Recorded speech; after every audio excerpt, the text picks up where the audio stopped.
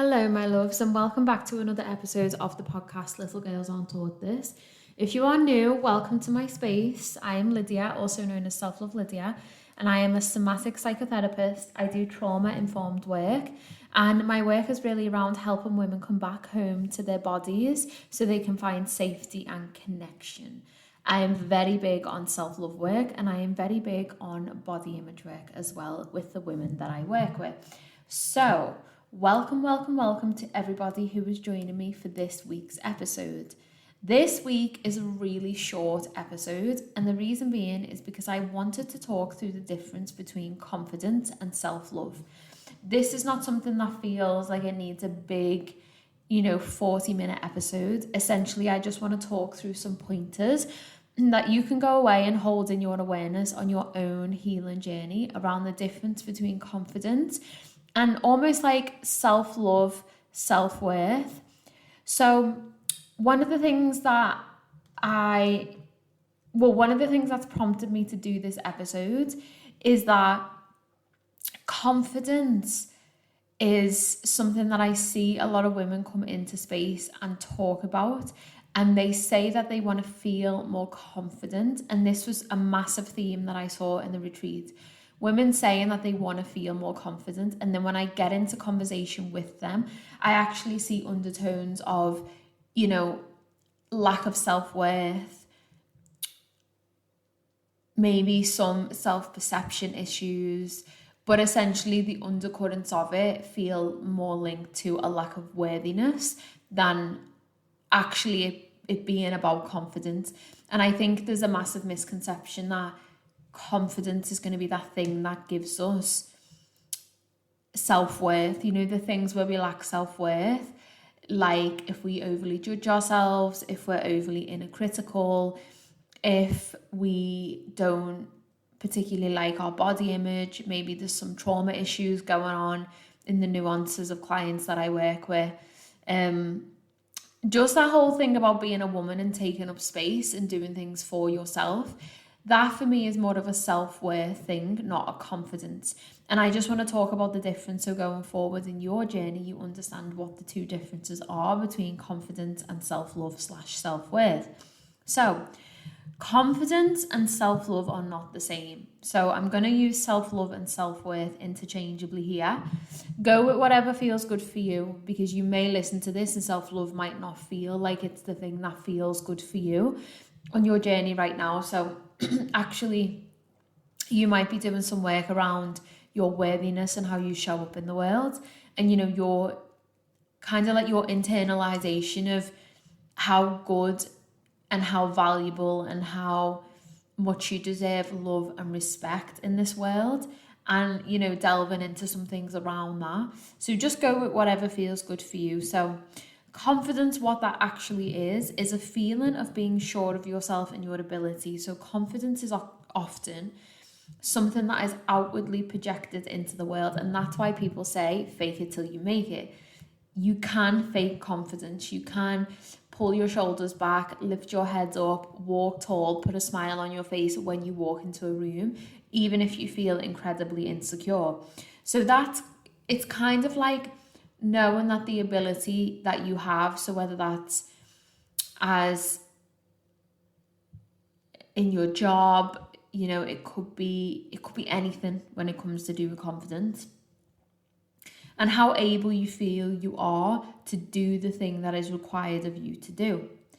So self-love is the inward process of coming home to yourself and learning to love the parts of yourself you once deemed unlovable. So when we do the self-love work, especially in my world, the self-love work essentially is coming back home to yourself. And that's why when I introduced this podcast episode, I spoke about bringing women back home to their bodies so they have that sense of safety and connection. And that is the difference between self-love and self-worth. It's an inward process that you see, and it's an inward process. It's an internalization of your processes, of your belief systems, of your behaviors that you do, but the reason why you do them, not so much how you project them out into the world. Does that make sense? So self-worth is the value, respect, and acceptance that you have for yourself. It is a fundamental belief in your own intrinsic worth and deservingness of happiness, love, and success. So it is not dependent on external factors like achievements, appearances and other opinions. And when we look at confidence, that is exactly what confidence is.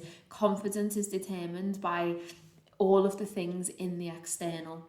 So, the way that we look, our achievements, our appearance, the circles that we run in, how well we think that we're doing things, maybe the materialistic objects that we have, the body that we have, all of these things are projected out into the internal, and they give us a sense of like feedback and validation that allows us to essentially be more confident.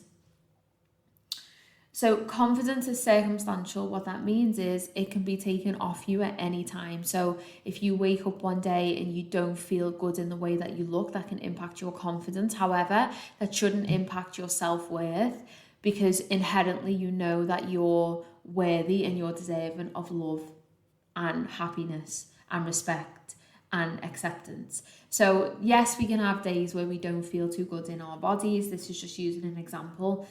But that doesn't change how worthy you feel in your core. It may show up, it may impact how confident you feel, how you're showing up in spaces, maybe the clothes that you wear, but it shouldn't impact your sense of worth, your internal sense of knowing that you still deserve respect and acceptance and love. Self-love is unwavering, which means, and also self-worth, which means, it is in essence its own force to be reckoned with. Like, it cannot easily be shaken. So when you start doing any work on yourself, or if you're doing the work right now, you build that sense of unshakable self-worth. And of course, certain situations can come along, like dysfunctional relationships, and almost start to chip away and knock how grounded and secure you feel in your self-worth. But when you have those tools and techniques, and when you have that level of acceptance, actually that's something where it doesn't really change. It doesn't really, even if something happens, that you're still deserving of love and respect and to be seen, and nothing really should shake that to your core. Now, experiences like trauma could shake that, but again, it's about, that's a whole other process. So there's nuances to these things that we talk about, but essentially when we say that it's unwavering, that's what I mean by that. Like, nothing can really take you back to zero again. Like, yes, you can be knocked down one or two levels, but you should never be knocked down fully to zero again, where you don't feel that you're even deserving of love and respect. So confidence is projected outward, like we spoke about, and self-love is projected inward. So again, when you have self-love, especially the way that I teach it, you're able to resource for yourself. You're able to notice your internalized behaviors or beliefs if they come up. Everything that you seek on the external, you really start to fill your own cup up with that. So, if you seek love and safety on the external, you start to understand that first you need to give yourself love and feel safe in your own body. And then you kind of have this beautiful blend between the internal and the external, in terms of like your support systems, the people around you, the people that help you on your development journey, the people that really help you harness that self-love. Because again, self-love is not just something, I believe, that we only access by being on our own. There's people in our lives that are going to help fill our cups up in that sense, and just reinforce that it's okay for us to be doing this work, that it's okay for us to feel safe, that it's okay for us to set boundaries, that it's okay to be our most authentic selves. And those people around us are so important to our journeys.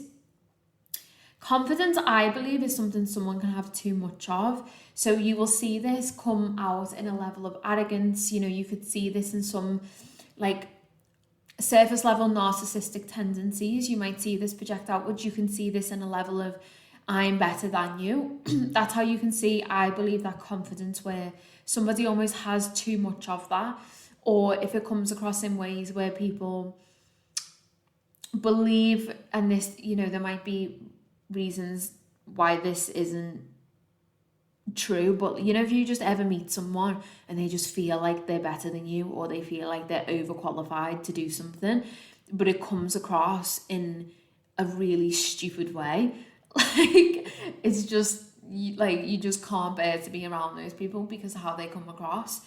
So that for me feels like when somebody can have too much confidence, and you can see this in when kids are raised when they never experience failure, or they're protected from any kind of failure, and they're told that they can do anything that they want to be. Now I love that and I do agree with that, but I guess a certain part of me wonders if that can then result in this overly outward confidence when someone might not actually have the skill set or the qualification to be able to do the thing that they want to do. Now that's not saying that they can't go away and achieve that, but it's definitely about just thinking about that confidence, and is it actually beneficial, or is there times where we can have too much of it and it's detrimental to self and people around us essentially. Self-love is something someone can never have enough of. Again, I'm a big believer of this, and the reason why is because for me, self-love doesn't bring an element of arrogance. It doesn't bring a I'm better than you. Self-love isn't something that if I walk into a room, I feel a need to shout and scream about it. It just is. It's just a part of my being. Self-worth, it just is. And I think with the women that I work with, it's really getting them to a place where they understand the subtleties, but the power in the minimalistic ways that self-love shows up, and the power that has, and the energy that you just radiate, and how much more connected you become not just to yourself, but if I reflect on my own journey, it probably goes hand in hand with my spirituality as well. I'm again not somebody who screams from the rooftop about doing all of the spiritual things. Spirituality for me is just so simplistic, so basic, and it's just really feels like a connection and just like a higher awareness of something being there. And it's just the energy thing, it's just the mindset, it's just a way of being. So essentially when I have more self-love, what that allows me to do is extend my heart to other people and really just, hold that space for them and just hold that in my awareness. And also, I don't know if this is because I'm a therapist, but always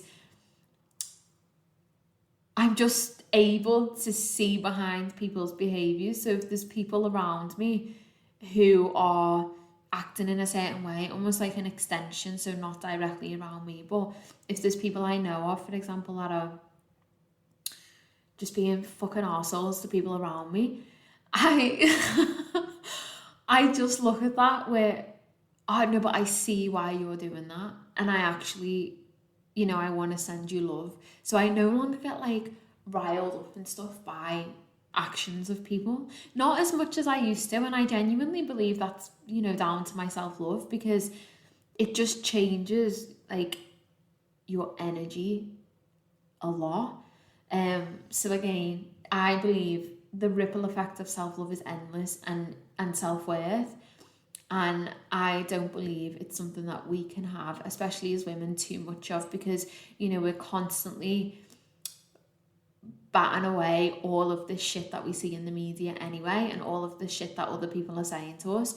So it just feels like at the end of every day, almost like you imagine you just have to pour back into your cup. That just feels like what self-love does for me.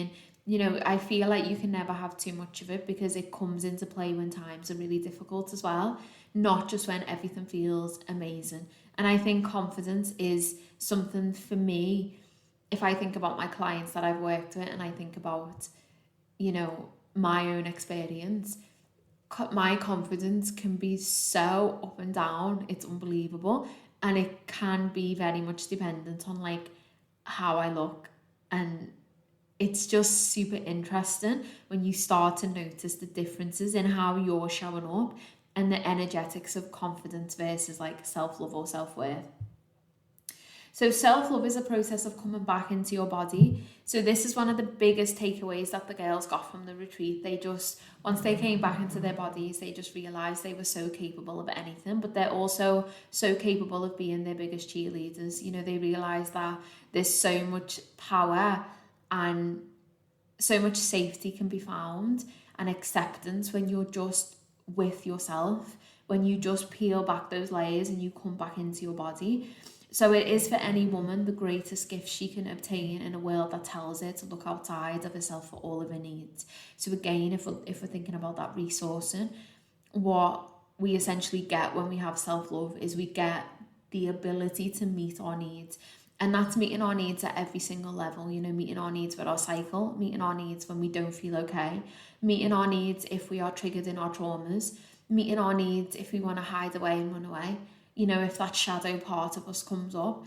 So all of this stuff can really help.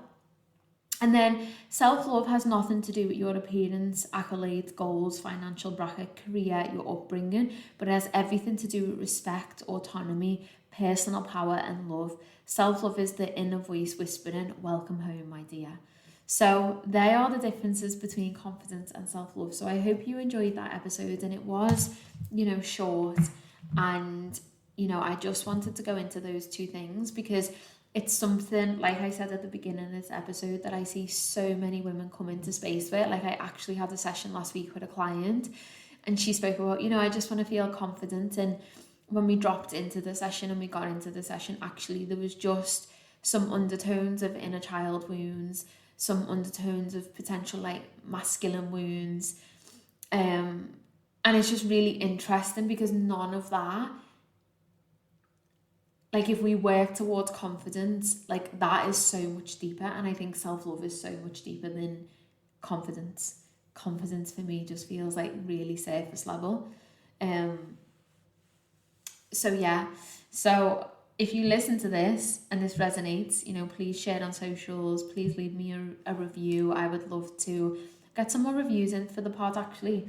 And people listen to this and I never actually know how the episodes land because people are so quiet with the podcast, and